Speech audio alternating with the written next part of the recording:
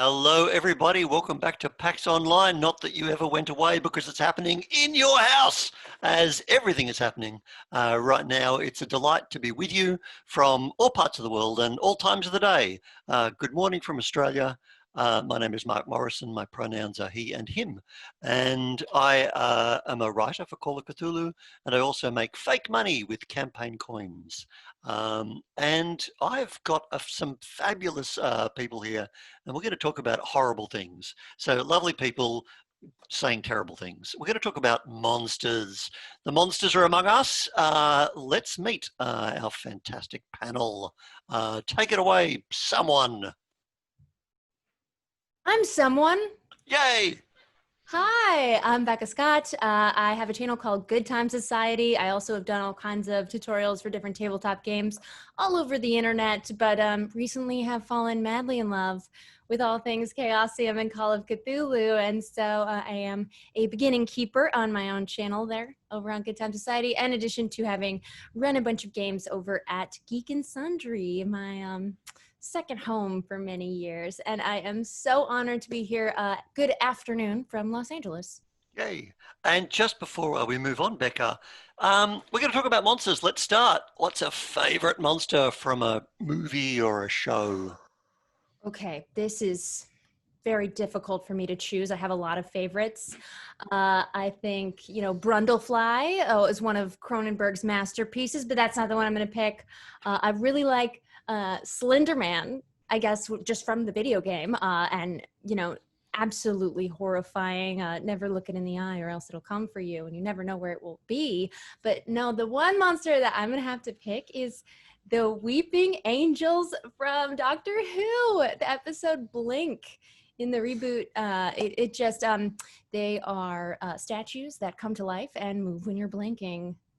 Nothing more terrifying than what you have no control over. That is, you've technically cheated, but that is all fantastic. I know. Let's meet someone else. It's a cage match. Whoever speaks first goes. Hi, so my name is Amanda Hammond, and I am the editorial director over at Kobold Press.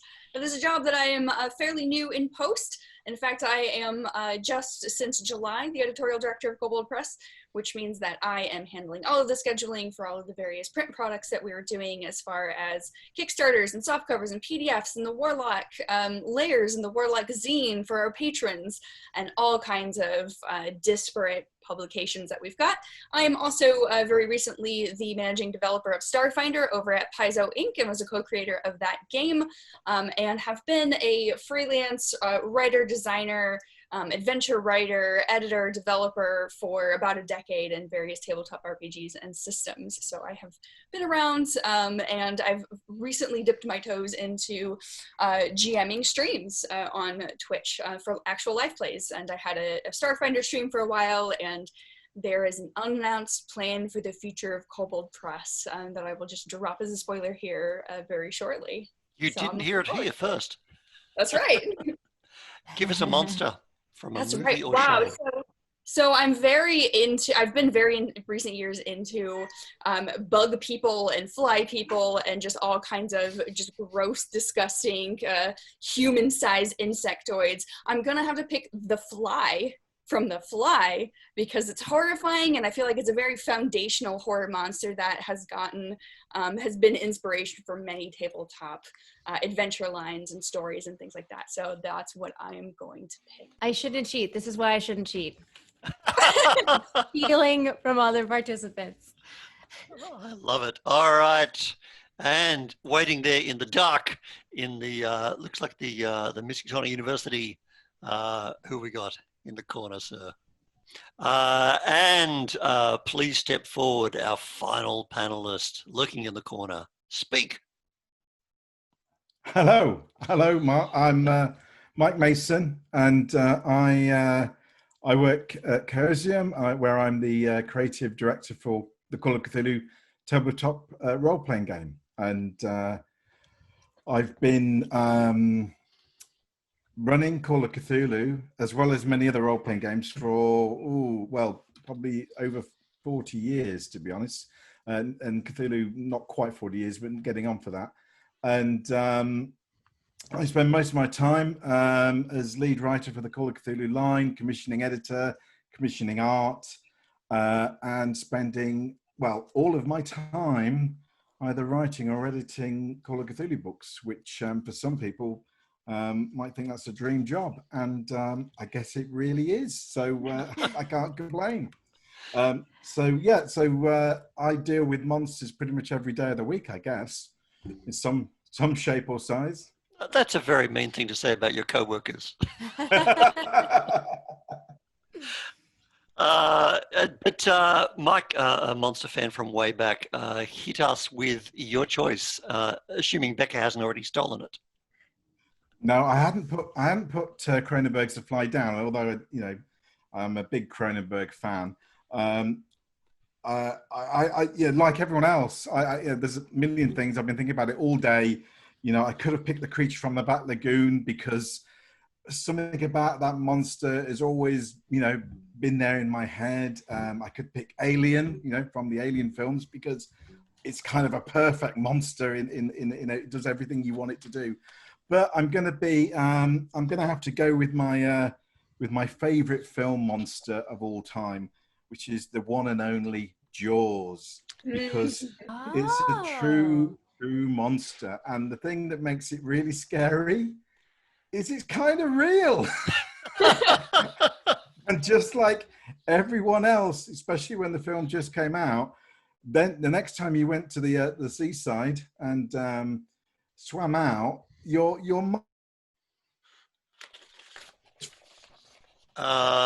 terrifying, and that is fantastic. I love that all the monsters are different and that they apply to, they work in a different way, and they're really different choices, with Slender Man that acts according to its own rules, the Weeping Angels, which you can't stop, the Fly as this organic kind of atrocity, and of course Jaws, which is, we're Australian. This is a genuine concern. Don't traumatize me like this early in the morning, Mike.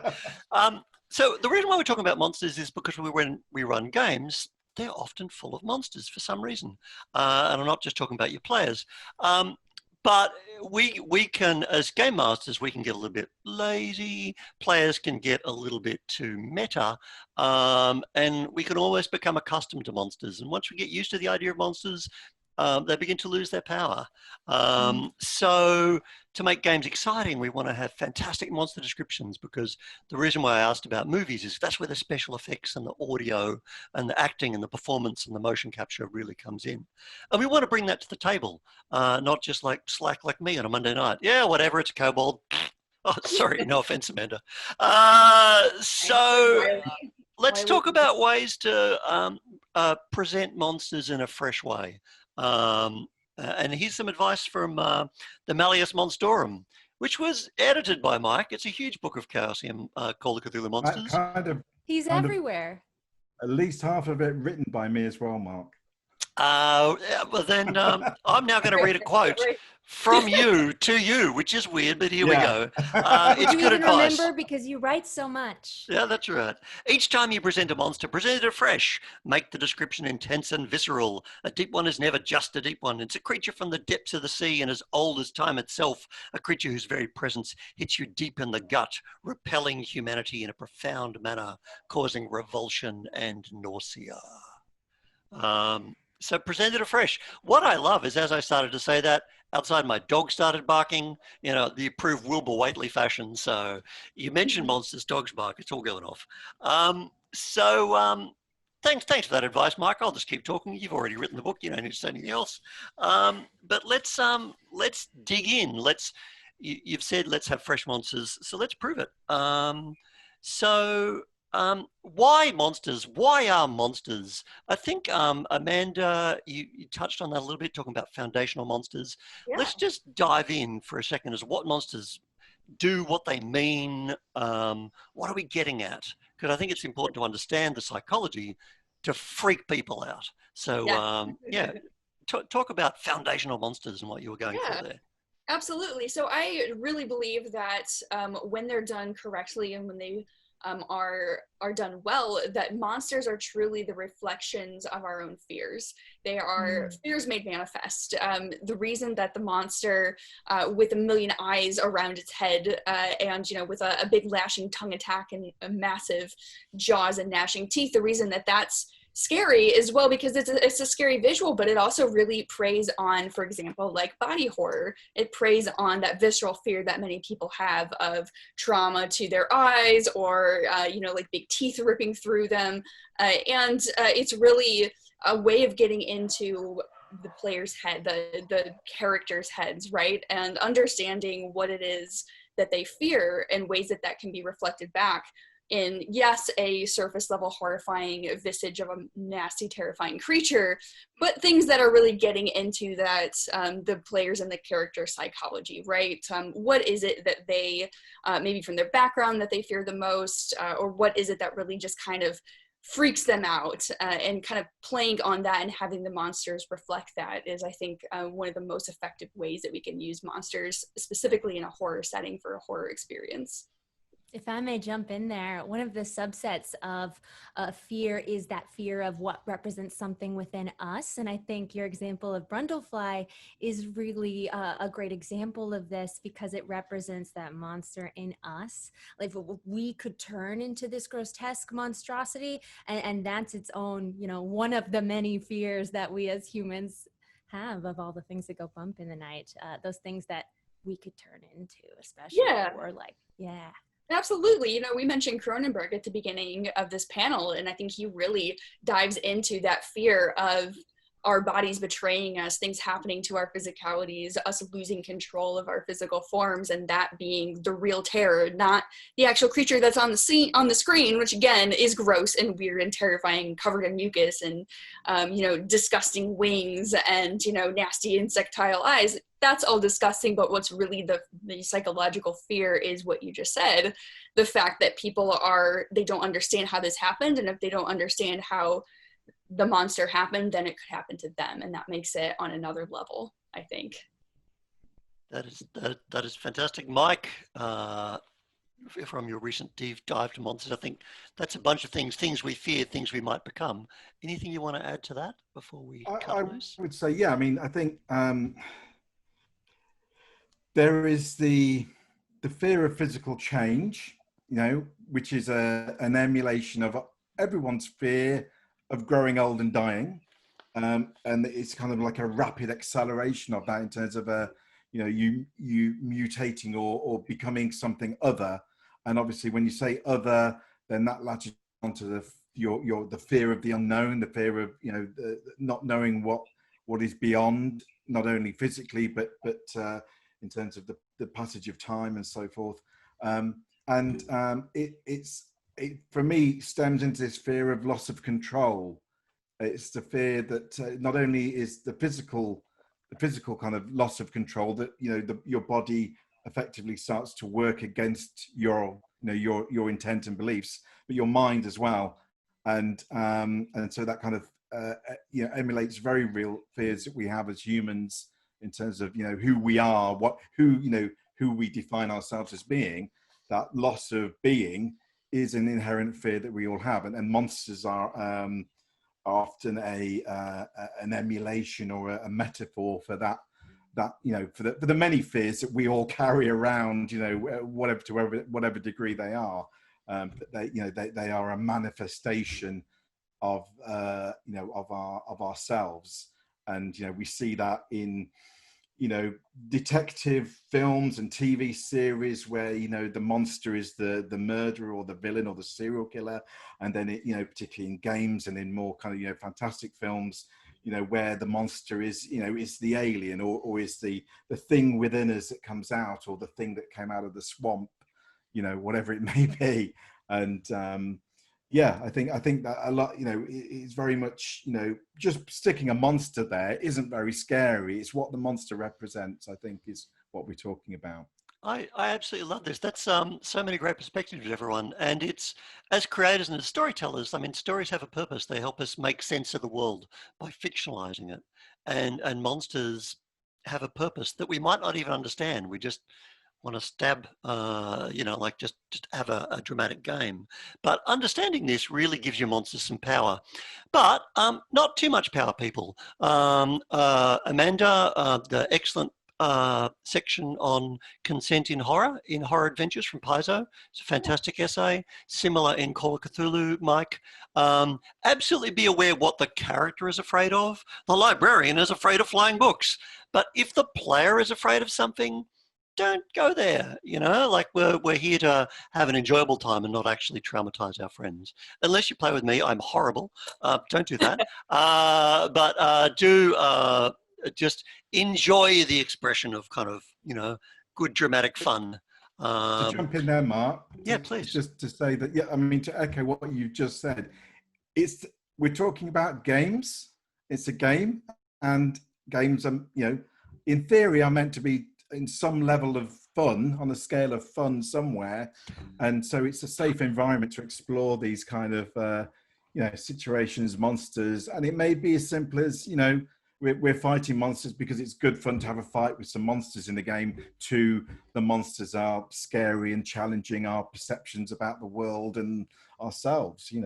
Anything on that spectrum, I guess.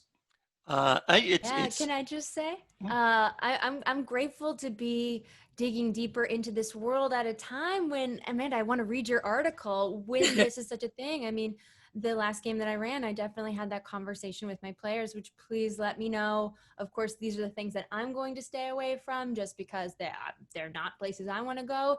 And then please let me know if there are any more for you that are really, really triggering. I'm glad that these conversations are not, that they're normal now, and that we're more inclusive in a lot of different ways, including you so wonderfully, Mark, listed your pronouns at the top, which I should say she, her, but for me, but like all these things are subtle, easy adjustments that make people so much more comfortable and let so many more people in, and I love that. Yeah, absolutely. I talk about this at length in most of the horror panels that I'm on and run, and I think it's appropriate here to just suggest having a session 0 in which you sit down and discuss with your players, where are lines, where are veils, and that is the name of a system that can be used for safety measures. There's a bunch of different things out there that can be used, but basically just setting those boundaries in that social contract and, just making sure that players know that you don't want to accidentally harm someone. And if there's something that they aren't comfortable with, they should tell you. And if something comes up that they're not comfortable with and they didn't realize, they should also talk to you. And being vigilant as a game master, doing all of that prep work at the beginning will help you avoid some very uncomfortable and unpleasant situations. So, 100% having that conversation is important. I agree. Can I ask? It is really unlikely. Oh, sorry. Becca, oh, just wanted to ask Amanda, do you also do like this isn't something that I've done a bunch, but like a cool down session afterwards to make check-in? Is that it depends on what happens. I run a lot of horror games and write a lot of horror games, and it's very situational and it's very subjective. But when something happens and somebody clearly has a reaction, I totally will just kind of hang back and maybe we'll just chat, as a whole group, or maybe I'll go to the person, if it's one person who has clearly, had a reaction and just sort of talk to them about it. I do think that that's kind of important, just kind of, get yourself out of the game mentally, calm down, cool down, see how it goes, and, just kind of read the room, really. So that's or the Zoom meeting, as the case may be. Well, these days, right? I think it is unlikely that anybody has a phobia of a giant owl that is a bear and yet an owl. But some people are scared of spiders, so maybe lay off the arachnids for that person. But it's game time. So you're getting ready for a game. And you can all imagine it because you've done such a thing. You've chosen a monster. Okay, either it's in the scenario or you're doing your own thing and you think, okay, I'm going to use that one. So to help other game masters, what kind of prep do you start to do before you get to the table, having been given a monster or chosen it? So what kinds of things are you doing on the way in? Well, I mean, I'll jump in and answer that. I'm running a largely, I would say about 90% homebrew game right now, in which I'm doing that pretty much every week. And aside from random encounters, right, which are just things that you roll percentile and the players encounter them and they fight something out of a bestiary, right? A lot of times when I'm doing my session prep, I'm expecting, we usually play for about 4 hours in this game. I'm expecting 2 or 3 combats, maybe. And so a lot of times I kind of over prepare, so I'll have something ready for next time. But I try to pick very narrative specific monsters that have got to do with what's happening in the campaign. It is largely kind of a sandbox campaign. So in this instance, where I think the players are going to go and what makes sense for that area. So I'll use an example from last week, which was that I knew the players were going to go to an area where they were going to find an old abandoned temple from a Cyclops civilization from thousands and thousands of years ago. And this particular game has got pirate cultists of specific archdevils in the game, and so they are trying to track down who's involved in this. And I knew that they were going to go to this temple. They were being led to this temple to figure out a thing. And you know, that was part of the backdrop of the campaign, that the Cyclops Empire has been there, and one of the characters is actually like specifically studying that empire, so that's kind of how I pulled him into the game. But what I did was I was looking for, you know, what kind of encounters. I knew there's going to be something that they have to figure out and face at the temple, and I pulled basically a modified Cyclops stat block, but I realized like, oh, if it's from this ancient civilization, it's not just going to be a random Cyclops who's wandering around at this temple. It's much more compelling to have this be somebody from that civilization who the cultists have kind of raised as an undead guardian of the temple. And so I picked out, I put an undead template on the Cyclops thing, and I described him in a this is a very kind of like psychic sort of extraplanar campaign. So one of the characters ended up like object reading on this old gravestone that they found, and they got the scene of this ancient Cyclopean king who was being buried, and how he was wrapped in these precious shrouds, and he had strings of precious gems all around him, and he had a crown, and he had a torque necklace, and described that in excruciating detail. And the character was like, oh, then this really important thing happens. And then they travel up to the temple, and the guy's there, and it's this mummified Cyclops. So I did a lot of prep work putting the stats together to make sure that it was an appropriate threat for the group's level, but also that background narrative. What does he look like? What is he able to do? What happens to him when they attack him? And there was a narrative driven scene of like, oh, they figured out that he was bound to the temple, and so they actually ended up freeing him and not fighting and killing him. But that was a choice that I wanted to put in front of the characters. So that's a very convoluted answer to your question, but it was a wonderful answer. I want to play in your games. The simple answer is like putting a lot of thought into the background of the creature, where it came from, what the story is, maybe why it's relevant to the characters, if it is at all, and what is going to be memorable about that, rather than just pulling a stat block from a random encounter, having it be something that's like a bookmark in the campaign, is my advice. That's a fantastic, really holistic approach. And if you know the monster, you can describe it. I love that. Just before we get on to the description, Mike, anything else you think is helpful when prepping to bring a monster out? I mean, that was a superb example. I mean, yeah, I mean, Amanda covered, you know, that very well. And I think, you know, obviously there are different game styles with different games. And obviously, you know, to point out the obvious, in Call of Cthulhu, there is no wandering monster tables. So you don't have that kind of random element. And the reason for that, and as Amanda pointed out in terms of how the kind of monster gets crafted in the games, you know, as described, it's about understanding what is the motivation of the monster. Why is the monster there? What is it meant to do in terms of the game, in terms of the scenario, and in terms of the scene drama?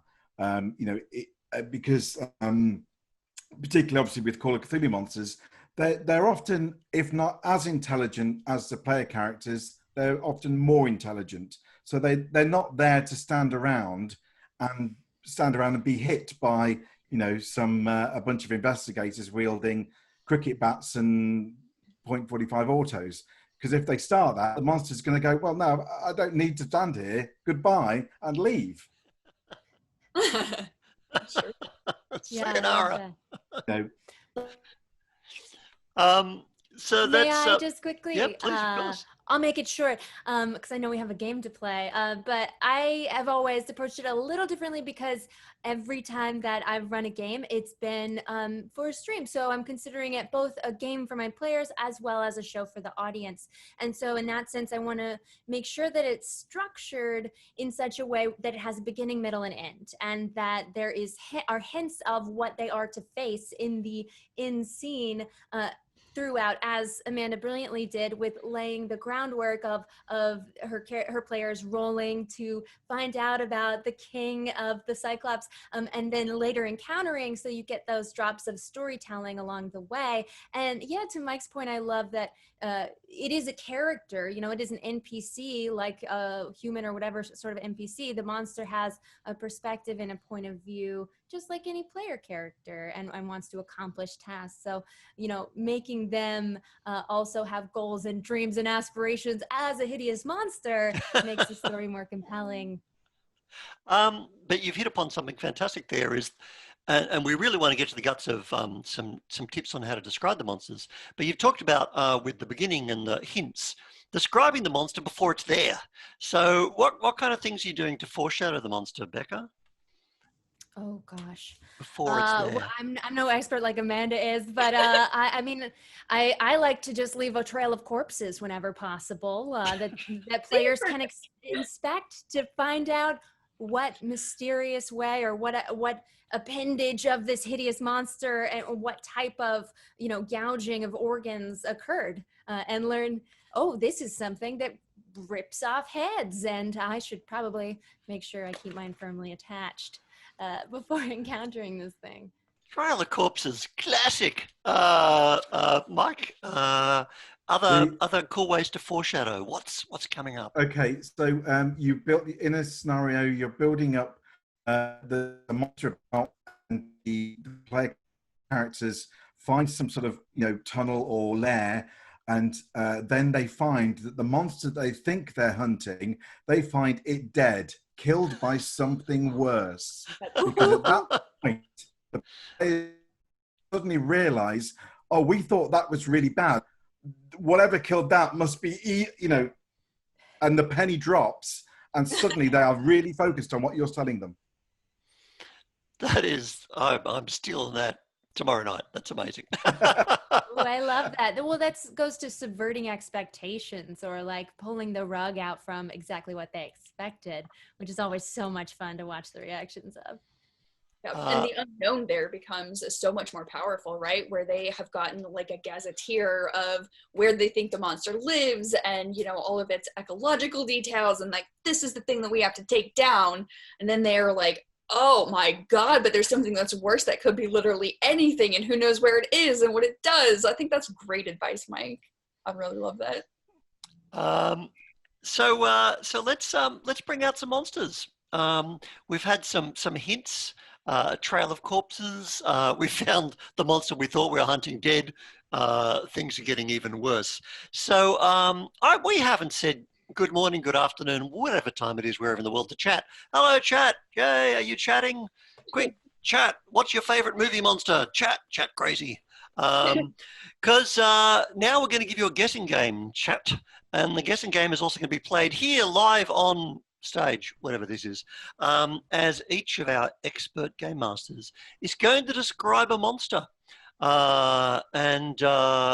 You in chat can be first to say it's this because you're a complete nerd, but we love you for that. But they're going to try to flummox you with the power of description. So I think let's Becca, let's put you in the chair first. Let's do it. Okay. Well, let me make you all my players for a moment, as you hear a rhythmic tick, tick, tick, tick, tick, tick, scuttling on the cold marble floor behind you, and you turn, and what makes your body start to shake uncontrollably, and your brain tells your legs to run, but they can't, is a creature. Stands before you 8 feet tall. It has a globular torso balanced on 6 sharp crab-like talons, moving in concert like a spider might. In place of its hind legs, it has a snail-like flap that drags behind it with the slurping suction.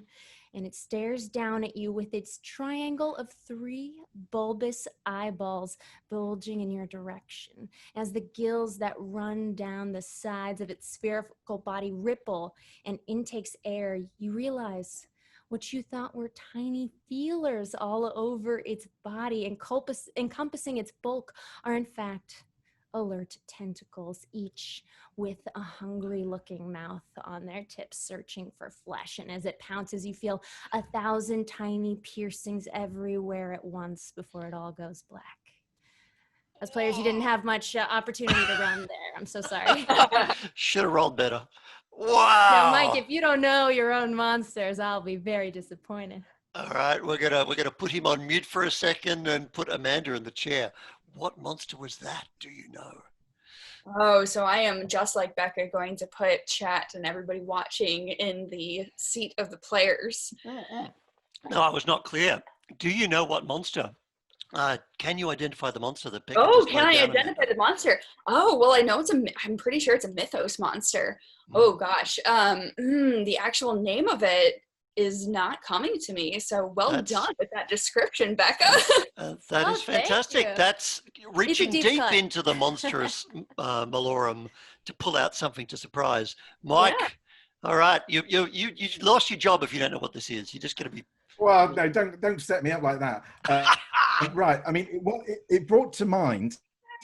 It brought to mind a mythos deity rather than a monster. I kept thinking of Galaki all the time. That kind of slug kind of form, and the kind of covered in kind of tentacles, and the kind of, that's what stuck in my head. And of course, once it comes in your head, you can't stop thinking about it. And I know it's not quite right, but I don't know. That's fantastic.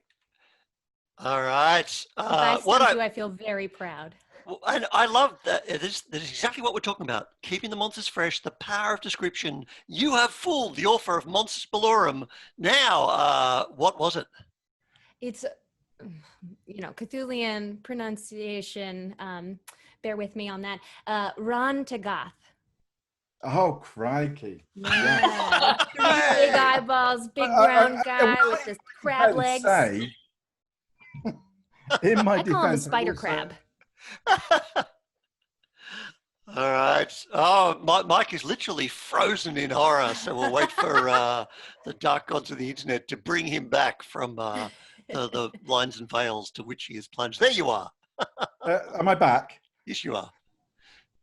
I was saying, in my defense, I've just spent like over a year writing monster descriptions for over 250 monsters and gods and that, and unfortunately they do blur in my mind a little bit. Yeah, That's I fair. hear that. Blarky, and you're talking about Rantagoth. It's yeah, I can see. Yeah, no, it was a great description, Becca. And there it is, There Monstrous it is. Mallorum. An evil tome being printed now, presuming the printers survive. Love it. I love description and arresting. So let's go, Mike. Let's bring in you to describe a monster, and for people on chat to see if they can tumble to it. Okay, it's a dark and stormy night, and you've entered into this dark building. And you are searching around, for some sort of clues or evidence. And you've entered the main kind of room on this floor.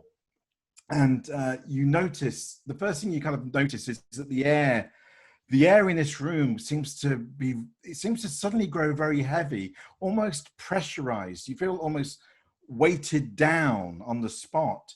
And this shift is accompanied by the sudden taste of chlorine on your tongue.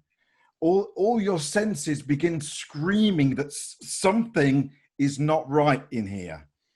Suddenly there's another shift in air pressure, and the darkness seems to spiral in front of your eyes, almost like a trick of your light, confusing your senses. Something large seems to be coming through the wall. It's a kind of a new and heady smell assaults you, but there's something about it that reminds you of the reptile house at the zoo, kind of a musty and earthy smell. Your eyes try to make sense of the movement. You spy these long talons reaching forth on these bulbous and segmented arms. You see growths of hair sprouting from thick plate-like skin, like some immense beetle, yet unlike any beetle ever seen on this earth. As this thing seems to coalesce in the darkness, a terrible dread begins to build in your heart as you see, finally, its misshapen mouth, more like a yawning maw that begins to open and yet is silent.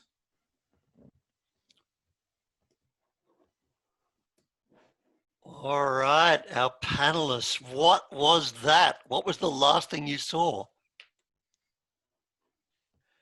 I can jump in first. Okay, so Yeah, the go for it. chlorine seems to be a good giveaway. Long talons.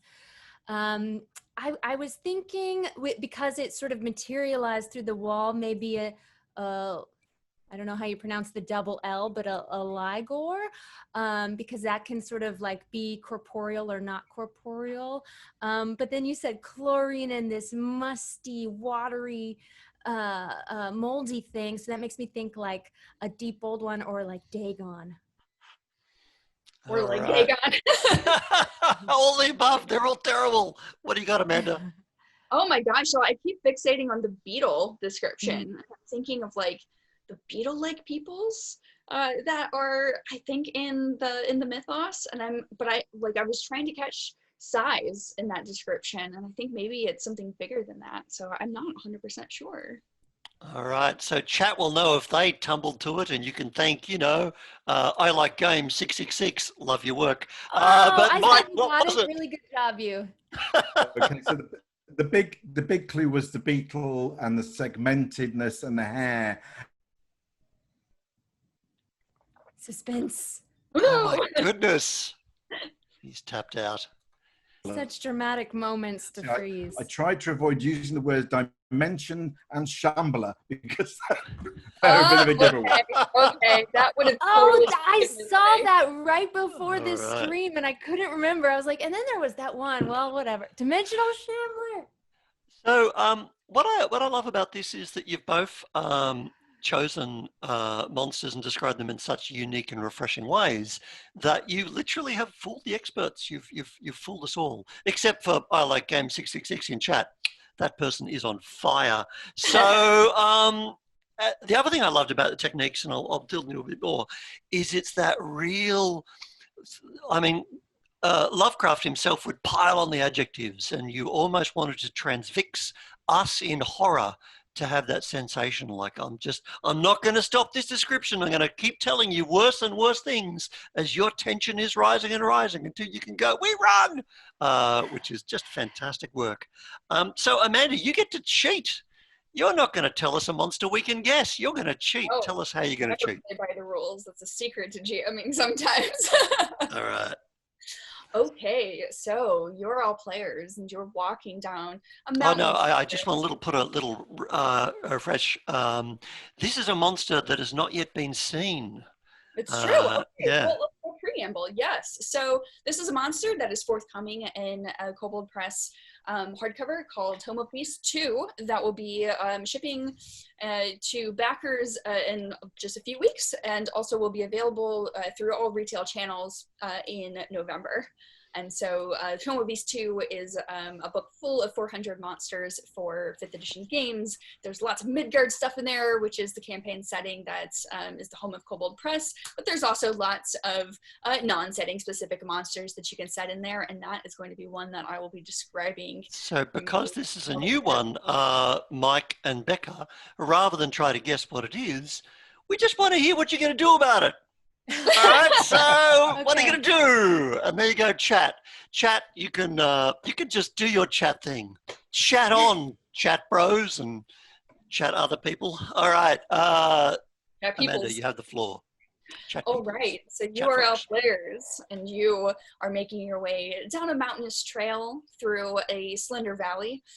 You were coming across little signs that there may have been another group of adventurers, perhaps, or just merchants, travelers that have preempted your journey down this trail. And you are no stranger to danger on this trail. So the first time that you see some scuff marks in the dirt is not terribly surprising. This is not a very safe area. However, you start to become more and more alarmed as you notice that there are what look like perhaps limbs that have been torn off of some sort of humanoid individual, some people perhaps. And as you are walking further and further down this trail, you notice that first off in the distance, there's a crag, a tall crag, probably about 12 feet tall. That is jutting out of the side of this mountain, this valley that you're traveling down. And even more disturbingly, right in front of you, there is indeed a scene. What you thought were severed limbs are actually the remains of several bodies that have been torn limb from limb, gashed everywhere with blood just sprayed on the ground in various patterns that indicate a violent struggle.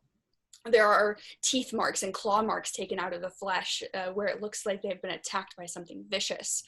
And you stop dead in your tracks as you notice that crag off in the distance. There's a head that's peering out from behind it.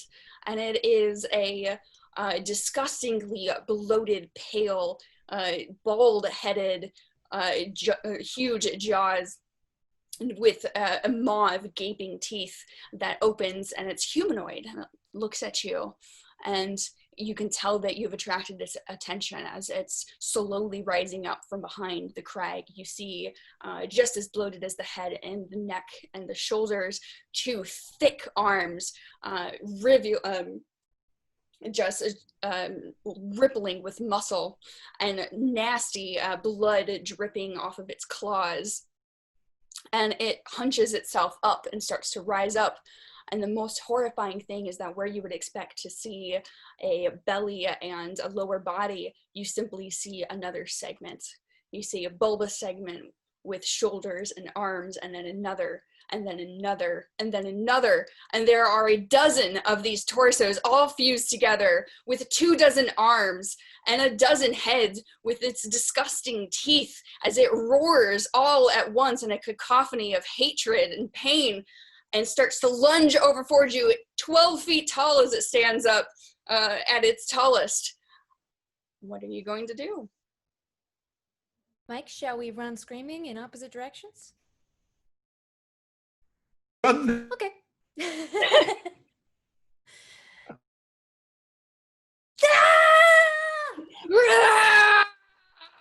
The thing with its inhuman voice is bent on making you just as destroyed and torn up as that party that it attacked right before you. No, thank you. Very good. That was incredible. Oh, what a terrifying monster you've created. Yeah, so, discussing that monster, so that is, as you might have maybe recognized, I'm going to actually let folks guess at, there's a component creature that this is made up of, and then the fact that it's all kind of put together gives it its name, but its component creature is part of its name. So can you guess what that humanoid-looking creature that I described possibly was? Oh. It's a fairly common Dungeons and Dragons monster, so anything that you throw out might be correct. Just a bunch of trolls stacked on top of each other. Or a human centipede. You are very close, Becca. It's not a troll, but you are very close. It is another giant-like humanoid. And it's a bunch of orcs. Oh, you're so close. You are again so close. You've got the beginning right. You said, oh. Ogre. Mike, help me out. Ogres. It's Ogre. Ogre. And Becca mentioned human centipede. It is in fact an ogrepede. Ogre. We got it. Yes, yes. Yay! It is horrifying. It's art that we threw out there very early on, and everybody just went, oh my god, nope, nope, nope, nope, nope, nope, nope. Oh god, God, I'm Googling. Yeah, it's on the Kobold Press Twitter. Yeah. It's a massive, huge size, I believe, undead ogre pea. A That's wizard did horrifying. it, we think.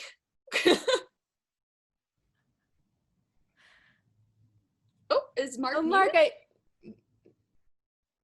Thank you. My dog was barking. I too was struck with horror. Thank you. You're on mute. They are monsters that can mute you. I'm going to break down some of the techniques that you guys were laying out. So we had a whole bunch of things going on. The notion of loss of control within our own bodies as our physical bodies reacted against this notion of sensation, losing power in your legs. We talked about a lot about the physicality of the monster, its size, the way it occupies space, what it's going to do with you. A lot of talons, a lot of claws, a lot of teeth, a lot of muscles, a lot of power, lovely sensations of taste, chlorine, the smell, the kind of the other pressure, this sense of air pressure, the different kind of threat. A lot of descriptions of things we recognize, like crabs and spiders and beetles, but in a total way that we don't, we cannot relate to. So this is a real grab bag of techniques, and I love the emphasis on sound, taste, smell, to really make you feel like the thing is there. So those are wonderful examples and very specific. What are some other tips that you can just throw in at random, just some other things that didn't pop up in the monster you had, just some quick ways to really give your monsters you like to throw in the description to get people going? I meant to do this with mine and then got distracted, but you mentioned all the senses. Whenever you're in doubt, just list all 5 and go from there. Absolutely. We all naturally kind of start with what it looks like. And actually, often it's we hear it or we sense it or we smell before we see, before we get that close to seeing it. So And I'd also like seeing the corpses as well. Sorry, Mike. Yeah. The precursor. Why? All right, Mike, every time you lay down some mythos wisdom, the gods of the internet are hating on you. So Amanda, pick it up while Mike comes back from the space between the gulfs of space. Yeah, all right. So, I really think that, focusing on trying to put yourself in the headspace of what would a person notice the most about this monster. If there was an actual person and this was an actual thing, what is it that would really sort of jump to your mind? And in some ways, it's kind of like writing fiction a little bit and sort of describing what those initial visceral reactions are. That will really, I think, put the characters in there. So it is stuff like, one of the most prominent visual features, or a smell that really hits you, very viscerally, or like a noise that you can hear that it's making that's it is really like assaulting to your ears physically, or is just really kind of strange. It really jumps up. Picking out those things that are strange and different and unique and are really arresting from a sensual perspective is I think key, and like a thing that I try to do, and it makes players, like Becca was kind of reacting before, just be like, oh my gosh, what is even happening, rather than like, I guess it's another ogre and we're just gonna kill it. Yeah, spot on.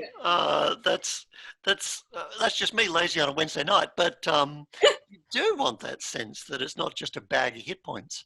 So in Call of Cthulhu, people are probably running, or they're dealing with it another way. Maybe they're firing shotguns. Pathfinder or D&D, they're starting to fight. Now that the monster is just a sack of hit points, and really it's the equivalent of a walking Excel spreadsheet, how are you keeping that threat going, that description going, as the scene proceeds? That's a good question. So I guess I'll just jump in. So I really am a fan of very in a very detail-oriented way, describing, telling rather than showing what's happening, what the monster's doing. And for me, that's pulling out stuff like, what is its attack actually doing? You know, in like a Pathfinder or Starfinder or D&D, there's often just like, well, the monster has a slam attack or the monster has a bite attack. Like, I don't just roll to hit and say the monster's biting at you. Like, I'll describe it in a narrative way, and it doesn't even need, you don't even need to use that many more words. It's really just the action oriented, right? Rather than just saying, does a 21 hit your AC? You want to say, well, the monster opens its jaw wider than you ever possibly think that it could, and it reaches its mouth over your head and it starts to chomp down. Let's see if you're able to jump out of the way before it crashes down onto your skull, and then you roll. And, you know, whether it hits or it doesn't, then that really kind of builds the story for how the fight is happening and what the monster is able to do.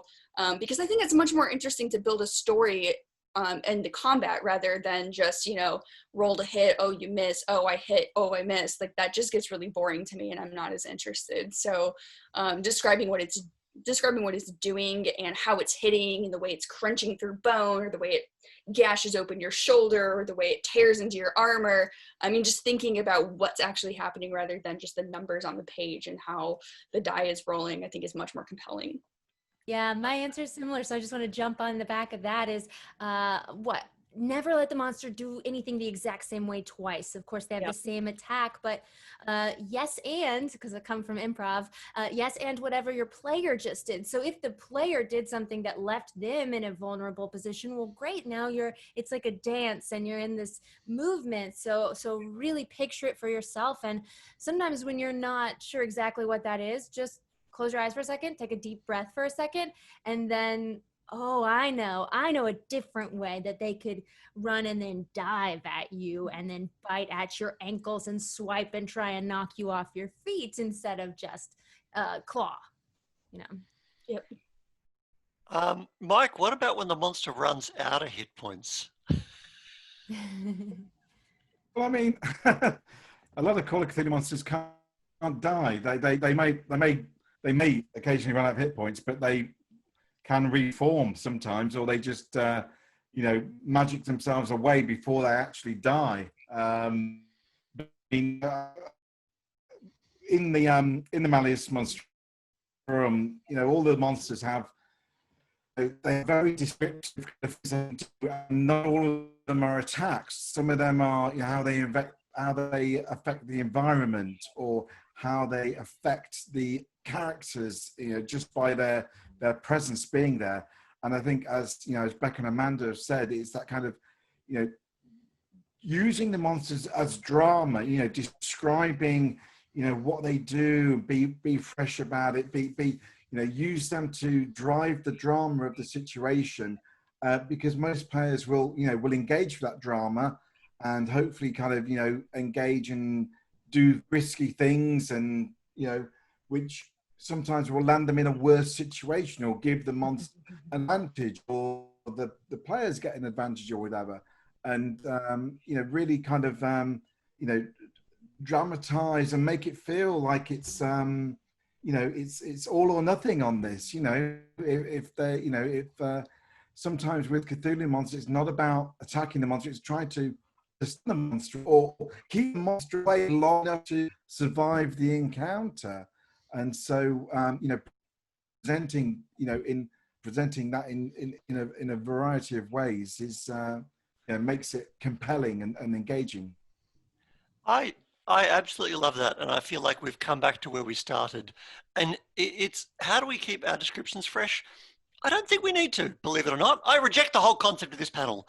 We need to keep us fresh. We need to keep us as storytellers fresh and know that it's about drama. And if it's always compelling and it's not so, and we're always in that moment with that threat and danger and every step of the way, and this wonderful notions of after the fact, that if we bring that energy, then people will always be transfixed, even if it's the 99th kobold of the week. Sensational. I want to just run off and run a game, but it's 9 o'clock in the morning in Australia, and that's a bit extra, so I guess I better not.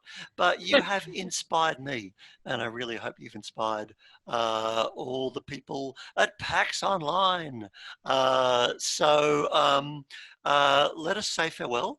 Please thank them in chat. I don't know, hand claps, whatever, how we do this. Type, yes, good job, good game. Let me see. Let's just finish off with where people can. I think we've covered. Where can we find some of your monstrous work to follow up? Everybody, let us farewell, everyone. So, Amanda. Sure. Yeah, I'm happy to start. So, of course, I've been working on Tomo Beast 2, which we shipped to the printer and will be available later in the fall, like I mentioned.